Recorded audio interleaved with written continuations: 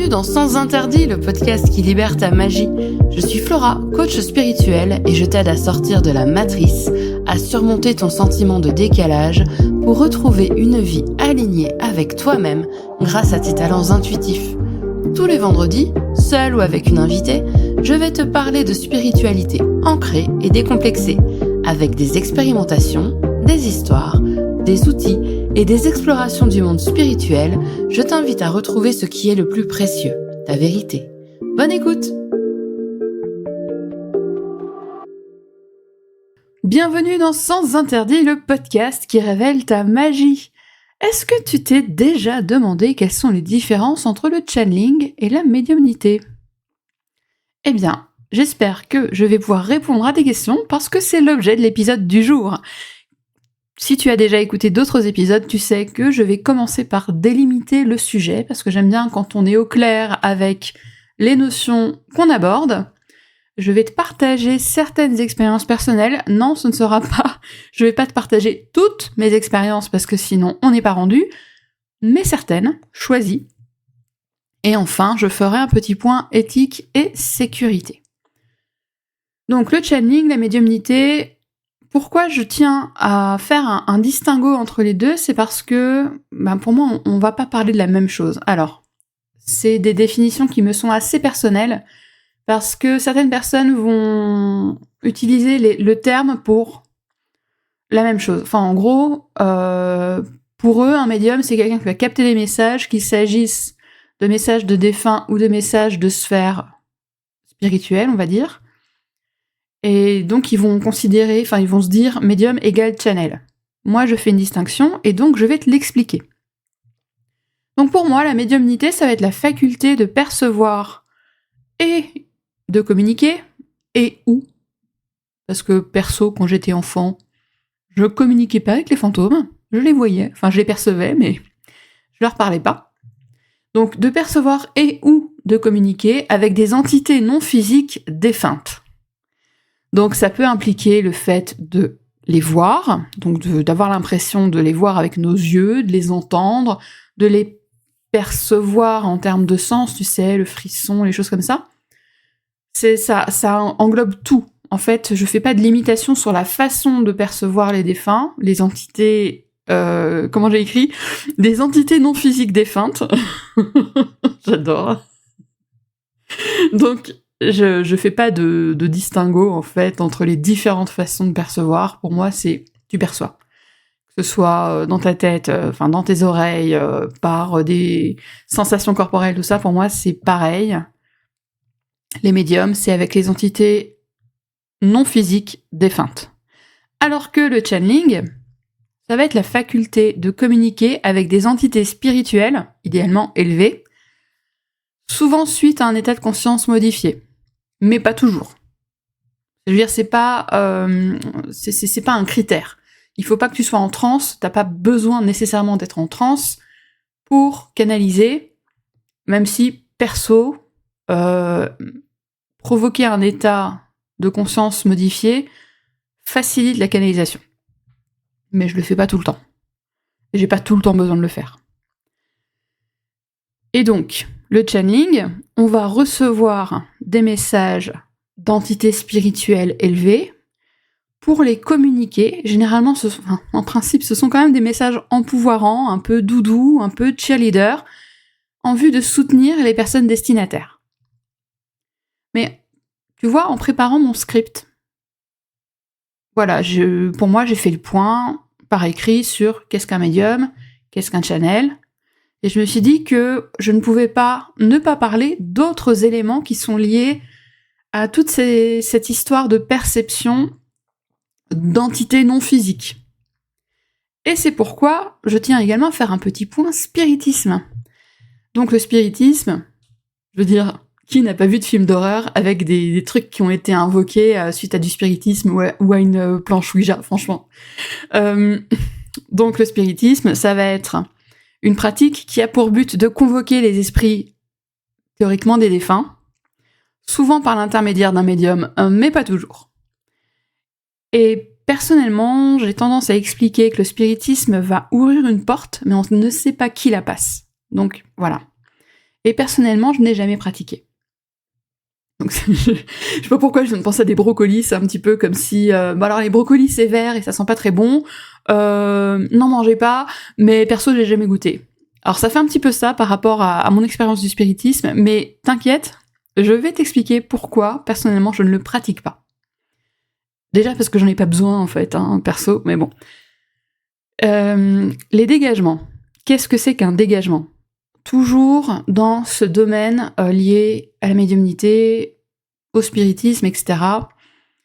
Un dégagement, ça va être une pratique qui vise à libérer une personne ou un lieu d'influence néfaste ou d'entité négative.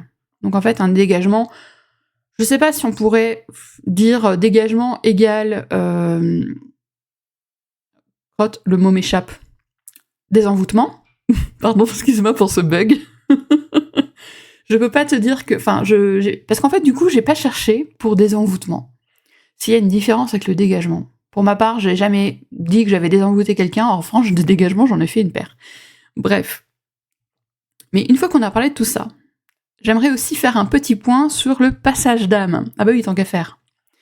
Donc, le passage d'âme, qu'est-ce que c'est quand tu es passeur d'âme ? C'est une pratique, encore une fois, qui vise à accompagner les défunts dans un plan vibratoire qui leur est adapté, et généralement, on va dire qu'on les amène dans la lumière. Est-ce que tu as vu la série Ghost Whisperers avec Jennifer Love Hewitt ? Concrètement, c'est ça qu'elle fait, elle passe les âmes.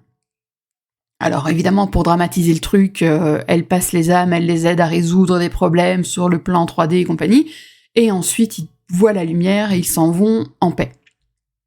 Et quand tu passes une âme, en fait, t'as pas forcément besoin ni de Jennifer Love Hewitt, ni de résoudre leurs problèmes, mais, de mon expérience, encore une fois, déjà, toutes les âmes n'ont pas besoin d'être passées, et il y a toujours un truc qui les retient. Donc c'est de les aider, à comprendre ce qui les retient, et d'essayer de les accompagner, généralement à se pardonner, parce que souvent c'est quand même un peu lié au pardon, de les accompagner à se pardonner et à passer de l'autre côté.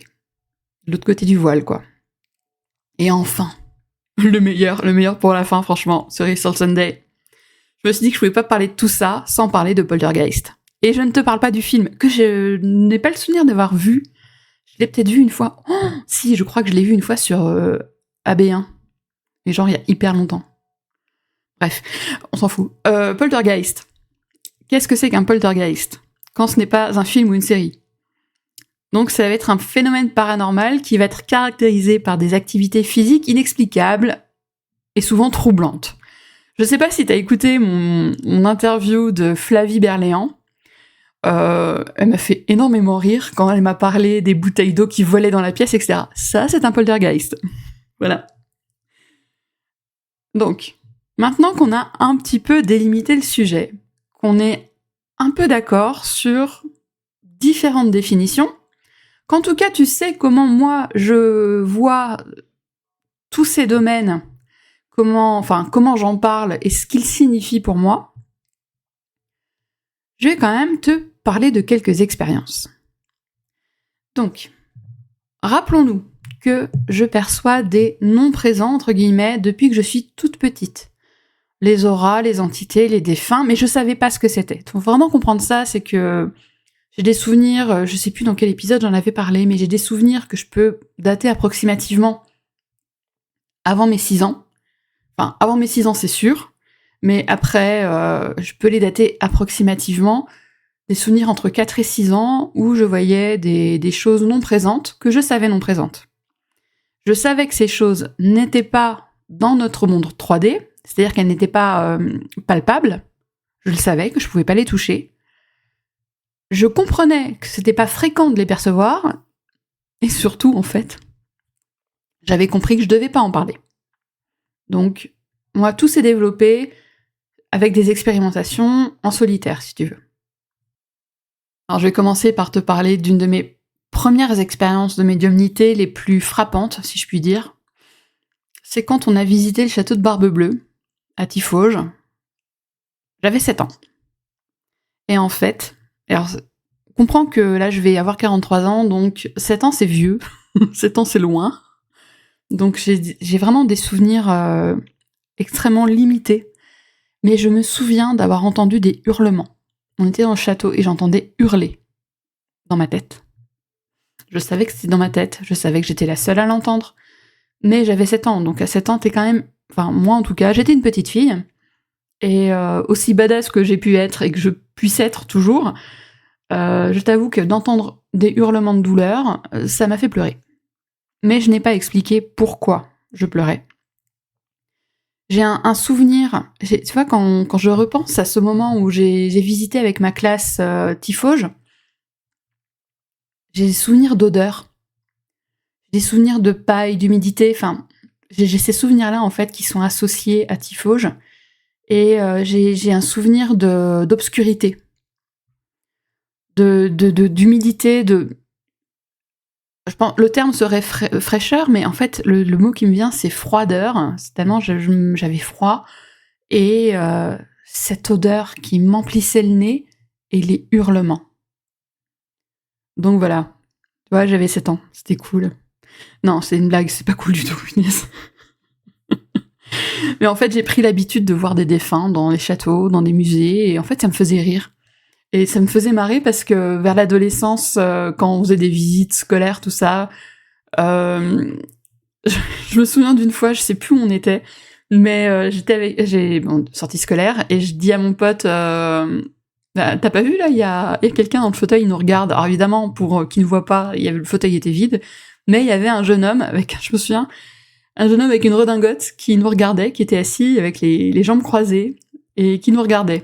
Et je pense qu'il était assez surpris que je le voie, mais voilà, c'était des trucs. Mais t'as pas vu le gars là?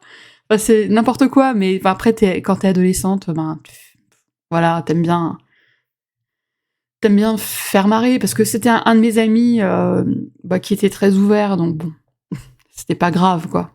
Je le disais pas comme ça devant tout le monde, le ou la prof qui accompagnait, j'allais voir, excusez-moi, mais il y a quelqu'un dans le fauteuil. Enfin, non, je suis pas non plus starbée, quoi. Disons que j'ai un certain sens de l'autopréservation.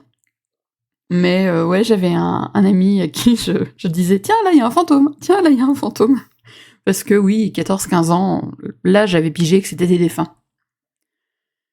Et j'ai proposé, uniquement sur bouche à oreille, des séances de communication, si tu veux, avec les défunts. Et j'ai arrêté. Et je vais t'expliquer pourquoi. Parce que lors de ma dernière séance, alors j'ai pas besoin de faire tourner les tables pour me connecter aux défunts, donc je n'ai pas besoin de faire de spiritisme, mais lors du dernier rendez-vous que j'ai donné pour de la médiumnité, donc pour une conversation avec des défunts, ça s'est super mal passé. En gros, ma cliente voulait connaître les secrets que lui cachait sa mère. Elle m'avait ramené des photos, et je me suis connectée à une des personnes de la photo. Je donnerai pas de détails outre mesure. Parce qu'en fait, j'ai juré de ne pas de pas dire le secret. Donc je me suis connectée à une des personnes défuntes qui était sur la photo. Et c'était pas la personne qui avait le beau rôle dans l'histoire. Et j'ai vécu dans ma chair tout ce qu'a vécu la mère de ma cliente. Je me suis mise à pleurer. Et j'ai dit à ma cliente, en fait, je l'ai engueulée. Je l'ai engueulée, je lui ai dit, maintenant tu vas arrêter de harceler ta mère. Les choses qu'elle a besoin de te dire, elle te les dira. Et le reste ne te concerne pas. Et voilà. Et je lui ai dit, je pense que c'est la dernière fois qu'on se voit, c'est pas la peine. Et voilà. Mais c'était vraiment, enfin, le vivre dans ma chair, tu vois. C'est comme si j'avais été happée par la ligne de temps et que je m'étais retrouvée à ce moment-là, en train de le vivre. Ça m'a vraiment perturbée. Alors j'étais adulte, hein, tu sais, j'étais rentrée sur Nancy, donc j'avais plus de 37 ans. Mais ouais, ça m'a énormément perturbée et ça m'a remise devant le fait que non, on ne doit pas tout dire. Tout n'est pas bon à dire. Et donc voilà. Et j'ai arrêté. J'ai arrêté de proposer en prestation des séances de médiumnité. Je ne le fais plus.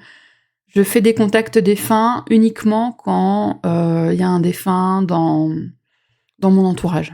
Il y a quelqu'un qui vient de décéder et je demande si il a un message à transmettre. Voilà. Parce qu'il faut savoir aussi, ça c'est une discussion que j'avais eue avec ma tante. Ma tante aussi, elle est médium et on en a parlé il y a pas très longtemps. Et elle me disait, je sais pas comment tu fais pour supporter ça, parce que moi, il n'arrêtait pas de venir me voir. Et c'était fatigant, en fait, parce qu'elle me dit, je passais mon temps à faire ça. Et, et moi, en fait, je sais pas comment je fais, parce que moi, on me fout la paix. Je sais pas comment j'ai fait, j'ai dû mettre un certain nombre de barrières, j'ai pas coupé le don, c'est pas ça. C'est juste que c'est un petit peu comme si j'étais dans un château fort permanent, et que ne pouvaient venir me voir que les défunts que j'invite. Donc voilà. Du coup, moi je suis une médium à qui on fout un peu la paix. Je sais que c'est pas le cas de tout le monde. Et ça m'intéresserait énormément, si tu m'écoutes et que tu es médium, d'échanger avec toi sur le sujet, pour savoir un peu comment tu vis les choses, parce que c'est quelque chose qui me fascine en fait, c'est de voir les expériences différentes qu'on a. Bref, donc comme tu peux le comprendre, la médiumnité, j'ai un petit peu... Je ne nie pas du tout ce talent. Je ne le nie pas du tout. En revanche, voilà, je ne le propose plus. Et ça sert à rien de me contacter pour me demander une séance, c'est non. Il y a d'autres personnes qui le font, mais moi c'est non. Et d'ailleurs, je peux te donner des noms. Je peux te donner des noms si tu as besoin, si tu ressens ce besoin, je peux t'adresser à des personnes que je connais et qui sont excellentes. Donc ça, je peux le faire. Mais moi, personnellement, je ne le fais plus. En ce qui concerne le channeling, il faut quand même que je te parle de ma toute première expérience, enfin, celle que j'ai vraiment identifiée comme étant du channeling, mais qu'on m'a dit que c'était du channeling genre 10 ans plus tard, tu vois, j'ai pas identifié tout de suite, parce que moi de moi-même je savais pas. C'est drôle parce qu'en fait j'en avais parlé avec une femme qui fait partie de l'accompagnement que j'ai fait pour créer mon podcast. Faudra que je mette le lien vers son podcast en description parce que c'est exceptionnel, c'est super intéressant. Elle s'appelle Audrey et elle est spécialisée en santé mentale. Et je lui ai parlé de cette expérience et elle m'a dit, c'est incroyable parce que si on t'avait emmené dans un hôpital psychiatrique, on aurait dit que t'avais eu un épisode de dissociation. Donc j'ai un peu spoilé, mais maintenant je vais te raconter l'histoire, je vais te raconter le contexte. Ma dernière année en région parisienne, c'était quand j'étais en première. Donc j'allais avoir 17 ans. C'était ma première, parce que j'en ai fait 2 des premières. Donc c'était quand j'étais en première éco. Et notre dernier cours d'histoire géo, du dernier cours de l'année, habituellement, tu sais, à cette époque, enfin je sais pas si ça se fait encore, mais habituellement à cette époque, pour le dernier cours, tu ramenais des gâteaux, des trucs, des jeux de société, des jeux de cartes, des machins, et puis on foutait rien. Et seulement on était tellement à la bourre dans le programme d'histoire géo que la prof nous a fait cours jusqu'à la dernière minute. Enfin, elle a tenté en tout cas. Alors, imagine ma prof, pauvre dame, elle devait faire, je sais pas, elle était toute menue, tu vois, elle était pas très grande, elle avait des talons, parce qu'elle était pas très grande, elle avait un aspect très austère. Un peu genre Dolores Ombrage, tu vois, dans les films de Harry Potter, mais sauf qu'au lieu d'être habillée en rose, elle est habillée en marron. Pauvre petite dame. J'ai trouvé que c'était une prof épouvantable, mais franchement, j'ai eu peine pour elle à ce moment-là. Donc, mais voilà, tu t'imagines un peu ma prof, une petite dame très sèche, très menue, tu vois, pas un pet de gras, du genre 40 kilos toute mouillée, quoi, pour à peine 1m60, vraiment très très menue. Avec ses talons 1m65 au max. Qui essaye de nous faire court. On en avait rien à carrer, mais la pauvre, oh mon dieu, j'ai honte. Donc on en avait rien à carrer, elle essayait de faire court. Et rentre dans la classe sans frapper 2 mecs. Genre armoire à glace. 2 gars de 19-20 ans qui entrent de façon tonitruante dans la pièce en beuglant, ben quoi, c'est pas la fête ici, ils sont où les gâteaux, ils sont où les bonbons, moi je pensais goûter, quoi. Je dis, mais dans quel monde, en fait, déjà tu fais ça? Et alors la prof, avec sa petite voix et son autorité de Spitznain anémié, s'il vous plaît, je vous demande de sortir. Voilà, t'imagines un peu le truc. Et donc, les gars ont commencé à la toiser. Alors, imagine les mecs 1m85, 1m90, et puis tu sais, genre bien nourris. J'avais peine. Et là, la prof, donc je me suis un peu vidée de mon sang en ce moment. La prof qui dit les délégués, allez chercher quelqu'un à l'administration. J'étais déléguée. Avec une autre nana. Donc je me suis levée. L'autre déléguée s'est placée derrière moi. Tu comprends le courage. Elle s'est placée derrière moi. Et puis bah, moi franchement, balèque, hein. Donc je vais vers la porte. Et il y a un des gars qui me barre le chemin. Et qui me dit, tu crois faire quoi là?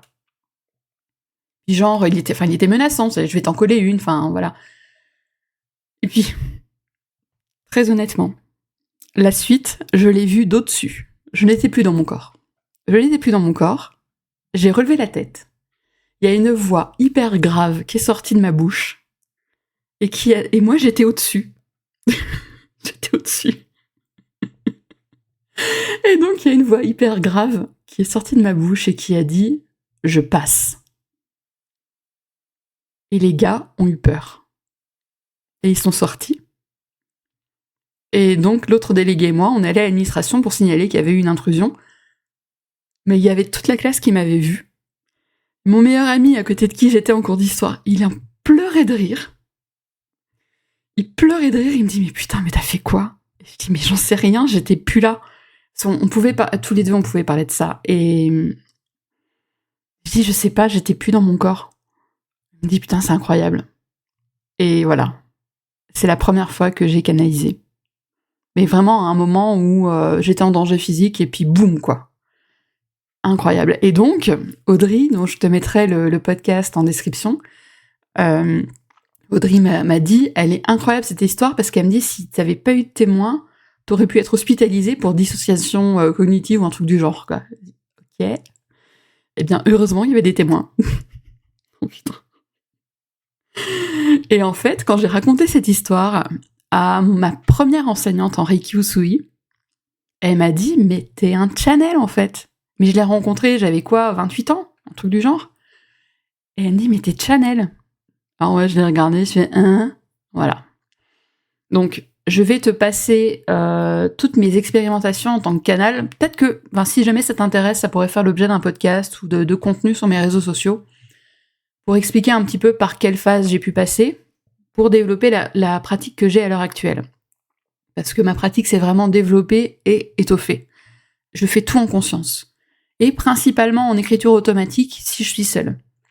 Évidemment, quand je vais être avec une cliente, ça va être en canalisation directe. Mais si je suis toute seule et que je prépare, par exemple, ma guidance du lundi que tu retrouves sur mon compte Instagram, je me connecte, je me branche, généralement j'enlève mes lunettes, et je tape sur mon clavier. Et je tape ce que j'entends.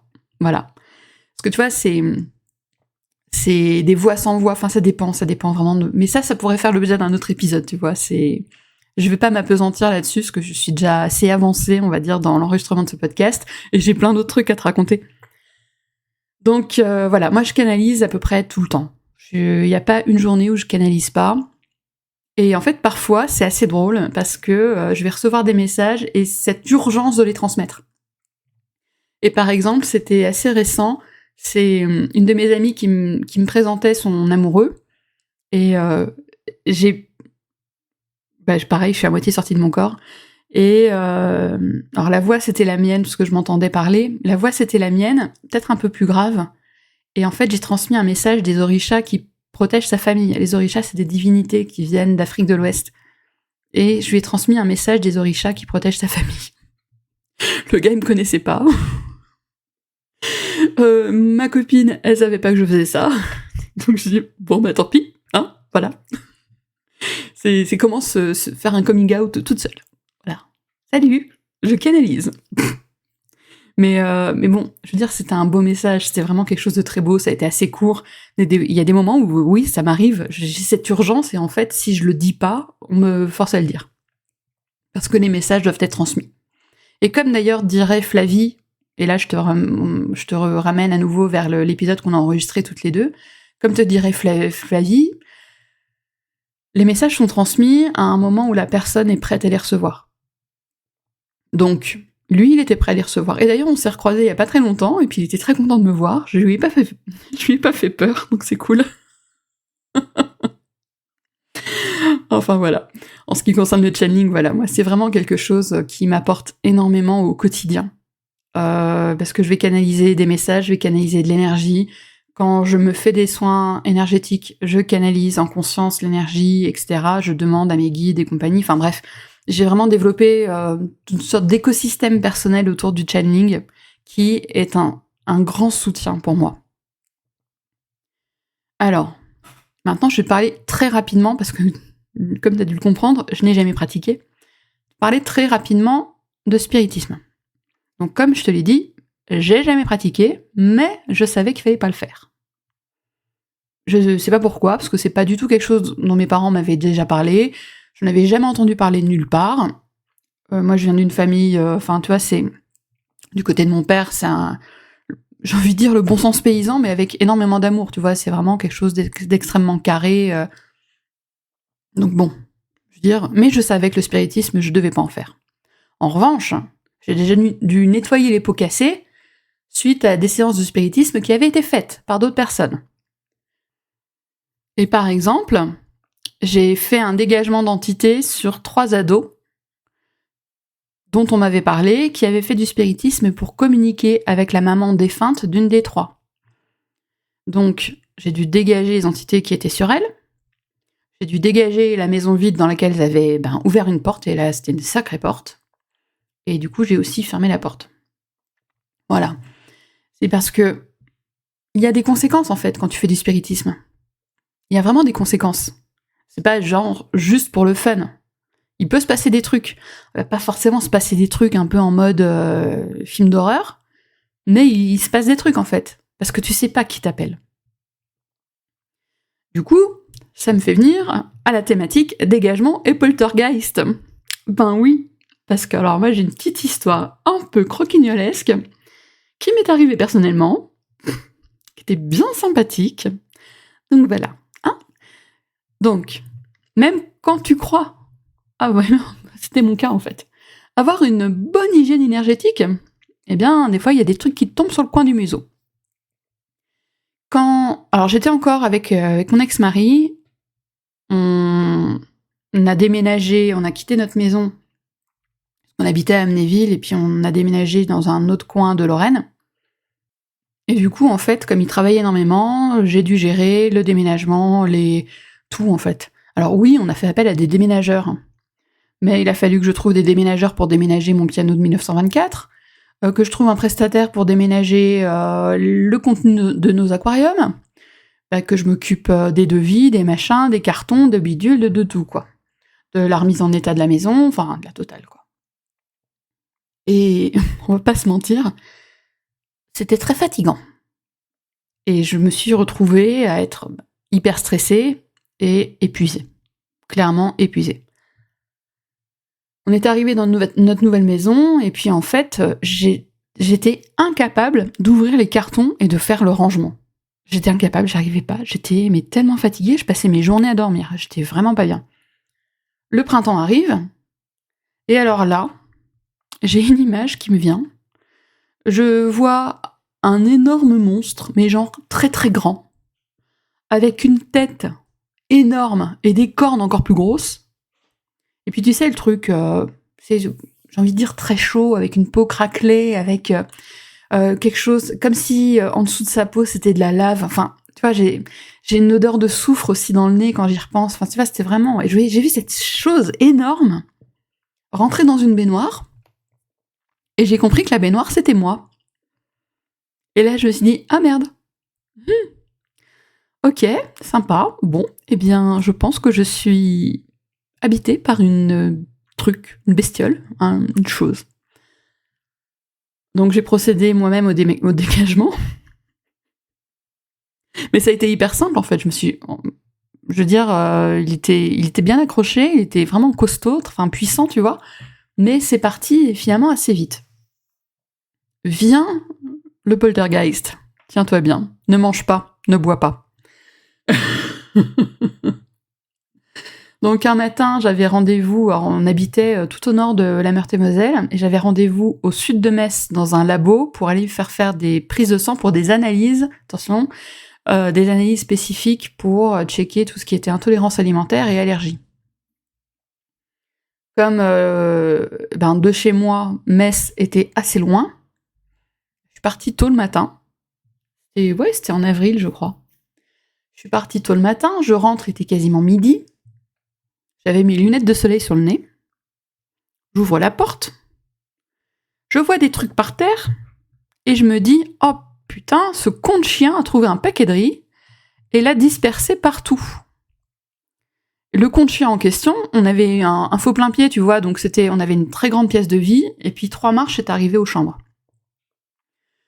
Donc, le con de chien en question, il était en haut des 3 marches, et il était en PLS, non mais il était en panique en fait, il était assis sur le haut des 3 marches, il y avait la queue qui bougeait, mais tu sais, ça c'est un signe d'excitation, mais c'est pas forcément un signe de « je suis hyper content ». Et je voyais qu'il était inquiet.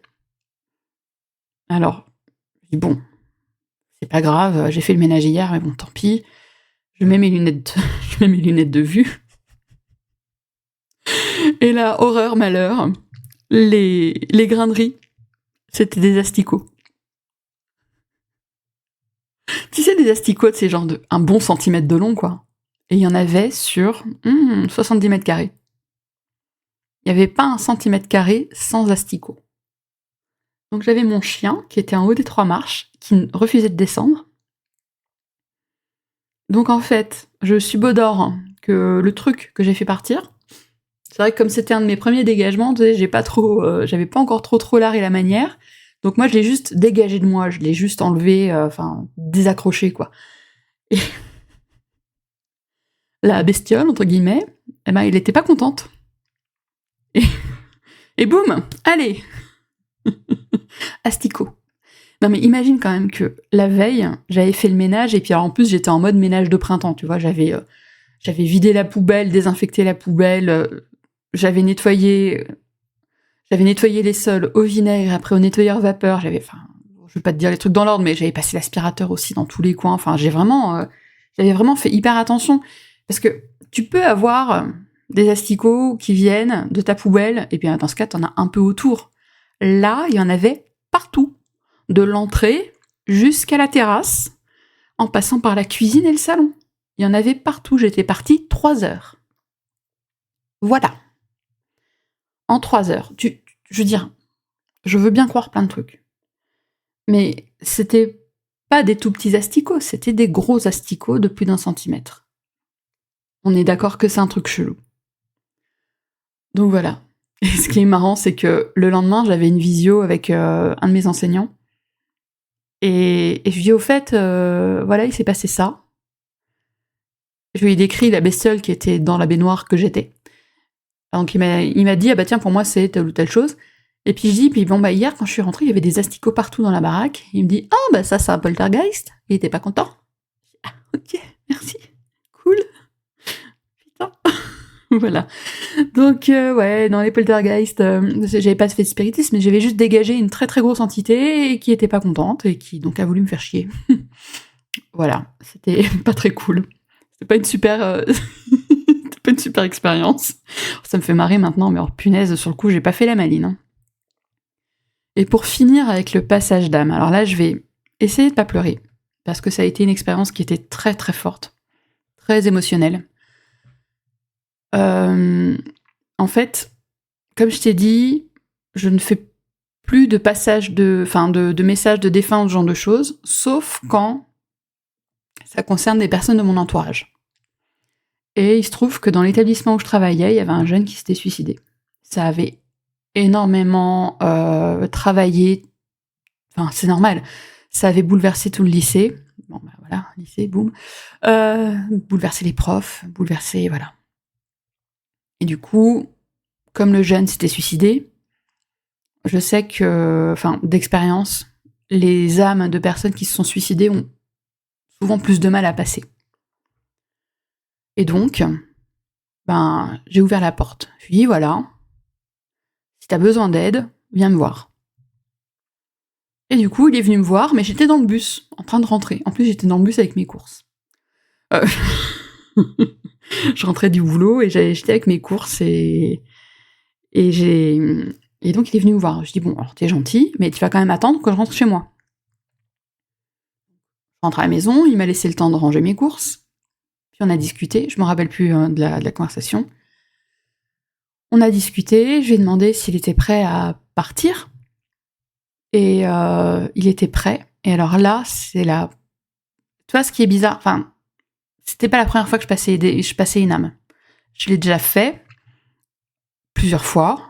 Et à chaque fois, je suis dans une sorte de, si tu veux, de dimension différente.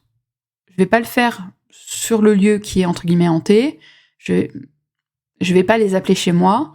Je me connecte à une dimension différente. J'appelle les défunts qui ont besoin de passer. Et puis là, entre guillemets, la magie se passe et ils partent. Mais c'est pas chez moi. Moi, je suis dans une autre dimension. Alors que là, avec ce jeune homme, ce défunt, j'ai compris que ça devait passer par moi, par mon corps. Ça a été d'une beauté incroyable, parce qu'il est passé par mon cœur. J'ai compris qu'en même temps, je recevais en fait l'énergie très très belle de guide spirituel pour amener tout ce qui est pardon, amour, bienveillance, etc. C'est comme si y avait une porte immense qui s'était ouverte au niveau de mon cœur, et il est passé par là. Et ce qui est fou, c'est que ça m'a refroidi jusqu'aux os. Je crois qu'on était peut-être fin mai. Il faisait très chaud. Et je suis allée me coucher, il était genre 20h. Heureusement que j'avais pas Sirius à ce moment-là, j'avais juste mes chats. Je suis allée me coucher, j'avais un legging, un jogging, 2 paires de chaussettes, un sous-pull, un pull et mes 2 couettes. J'étais transie de froid. Et j'ai passé plusieurs heures transie de froid. Après que ce défunt soit passé de l'autre côté, mais par une porte qui était dans mon corps. Je me souviens de ce froid. J'espère que tu n'as jamais eu froid jusqu'aux os, mais là, j'avais vraiment froid dans les os, en fait. Incroyable. Mais j'étais heureuse de l'avoir fait passer, c'était important. Donc tu vois, mine de rien, même si c'est pas forcément une expérience très agréable, c'était un moment qui était très doux, qui était très beau. Et je me souviens que le lendemain, quand j'ai vu une des profs de cet élève qui était décédé, que je savais très ouverte spirituellement parlant, hein, je vais pas non plus le clamer sur les toits, je l'ai vu, je lui ai pris la main et je lui ai dit « Ne t'inquiète pas, il n'est pas dans les limbes. » Parce qu'elle avait peur, en fait, comme elle est catholique, elle avait peur que comme il s'était suicidé, il ne rejoigne pas la lumière, le paradis, comme tu veux l'appeler, quoi. Et du coup, voilà, je l'ai rassuré, et puis voilà, c'était un moment très bizarre, mais en même temps magnifique. Et vraiment, je suis heureuse d'avoir joué mon rôle, parce que j'estime que c'est vraiment une mission, en fait, une des missions de mon incarnation, c'est quand j'y suis appelée, c'est de passer, en fait, de faire passer. De la manière nécessaire, mais de faire passer de l'autre côté les âmes qui ont besoin d'aide. Donc, je ne me prends pas pour Jennifer Love Hewitt, je suis plus grande, mais...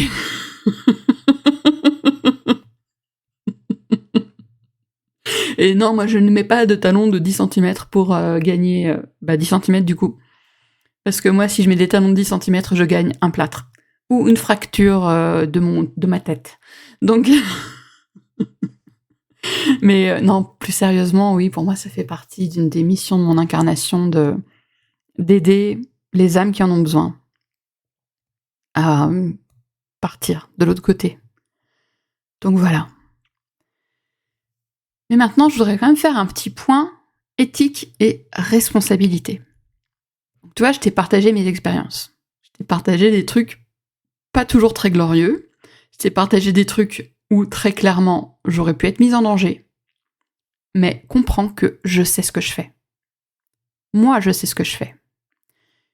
Et quand je n'ai pas le savoir conscient, si je puis dire, en fait, je sais quand même ce que je sais. Je sais ce que je sais, je sais ce que je fais. Parce que c'est peut-être le channeling aussi qui m'aide là-dessus, mais j'ai toujours la solution pour. J'ai toujours les informations pour. Donc, ne te lance pas dans des dégagements sauvages, juste parce que tu te dis, ben Flora, elle n'était pas formée, elle l'a fait quand même. Non, en fait, ne fais pas ça. Parle-en, essaye de trouver quelqu'un à qui en parler. J'adore les histoires de fantômes, n'hésite pas. Mais en fait, ne fais pas ça, ne prends pas de risque pour toi. Parce que tu vois, moi j'ai eu entre guillemets de la chance. Le poltergeist avec les asticots, c'était dégueu, mais ça va. J'imagine pas ce qu'on peut avoir quand on n'est pas aussi protégé que je le suis, quoi. Voilà. Oui, parce que moi je suis très très protégée. Je veux dire, et puis même les endroits où j'habite sont nettoyés régulièrement.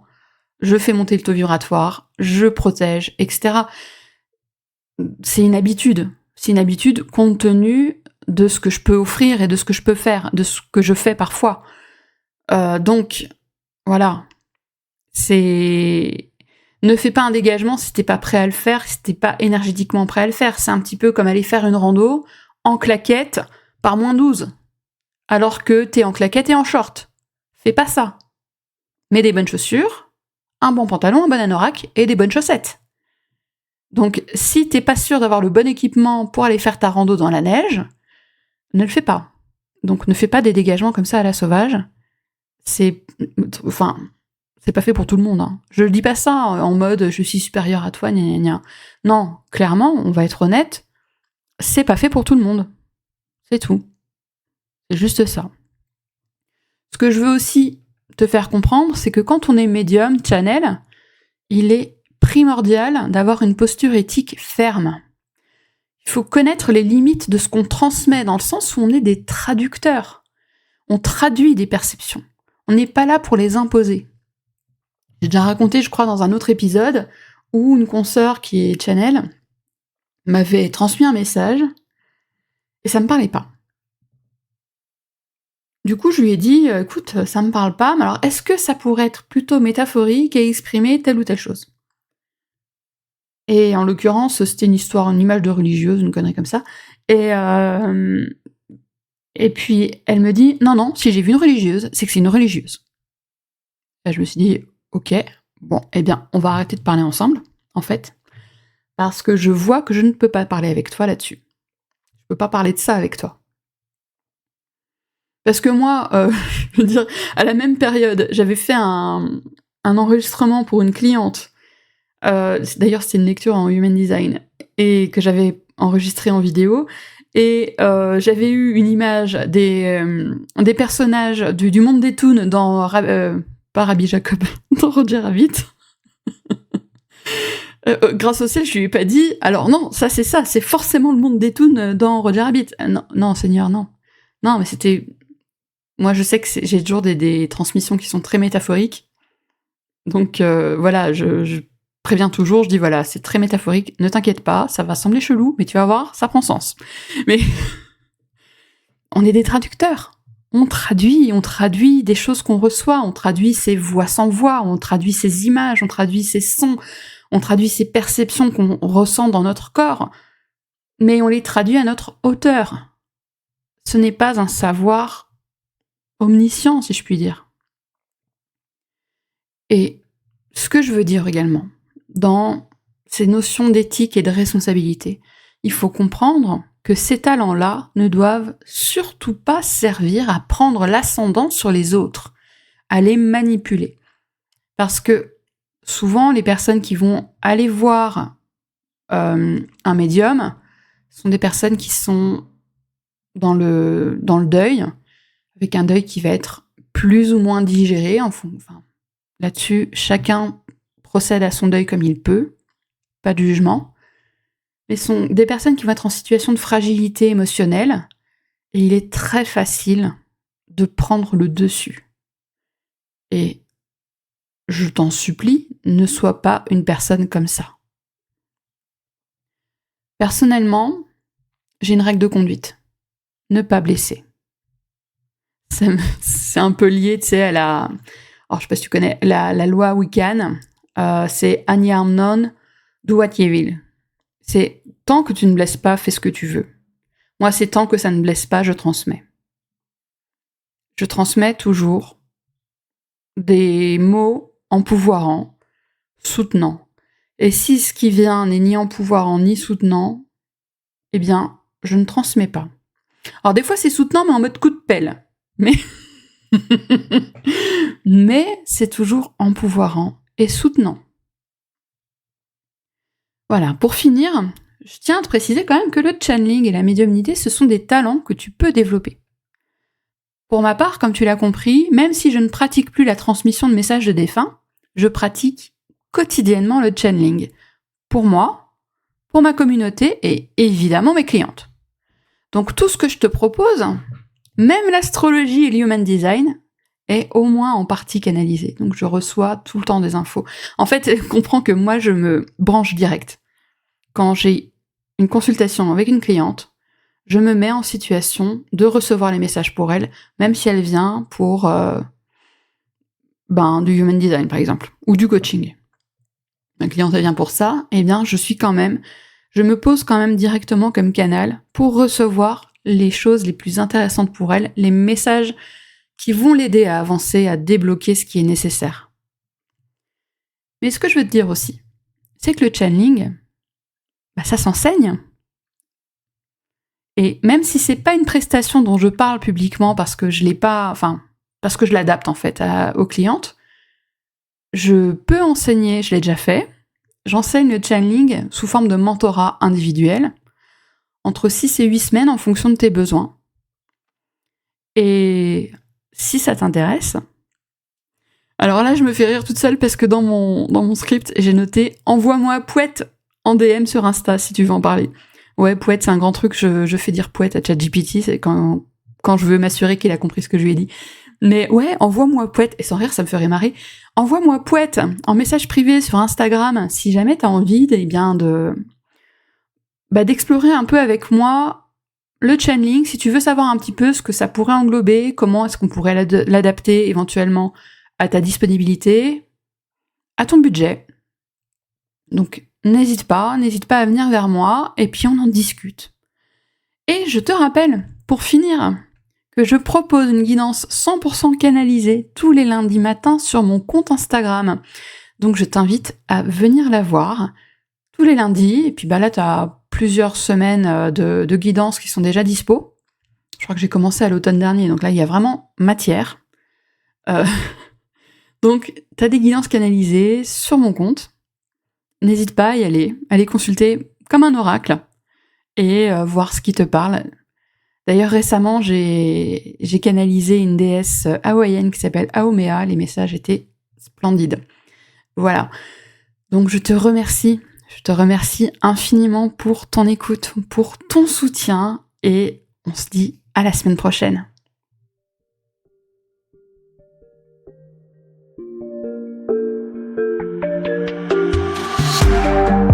Merci pour ton écoute. J'espère que cet épisode t'a plu. Je t'invite à le partager avec une personne qui peut en avoir besoin et à me laisser un commentaire. Tu peux me retrouver en dehors du podcast pour échanger avec moi sur mon site, sur Instagram ou encore par email.